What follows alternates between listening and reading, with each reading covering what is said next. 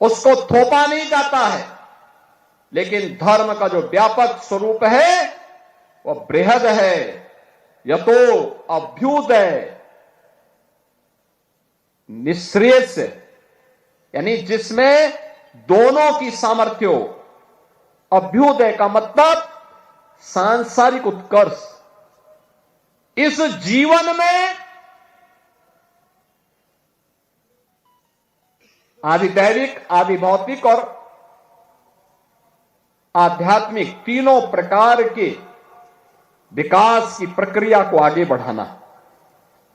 भौतिक विकास को, आध्यात्मिक उन्नयन को, सांस्कृतिक उन्नयन के लिए पहला पक्ष है।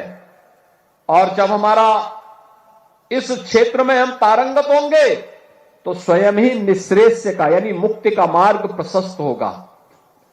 मुक्ति एक सन्यासी के लिए, एक योगी के लिए समाधि है। एक छात्र के लिए अपने जीवन में पारंगत होना, अपनी एक क्लास से दूसरी क्लास में पारंगत होना, पास होना, सफलता की नई ऊंचाइयों को प्राप्त करना, यह उसके जीवन का हिस्सा है।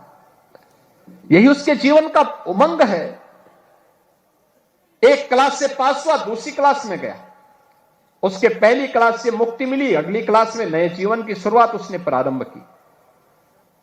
यानी दोनों, हमें अभ्युदय के लिए भी कार्य करना है और निःश्रेयस के लिए भी कार्य अपने आप होता हुआ दिखाई देगा। और इसी के लिए भगवान श्री कृष्ण ने कहा था, यही कुरुक्षेत्र की धरती पर कि कर्मण्येवाधिकारस्ते मा फलेषु कदाचन।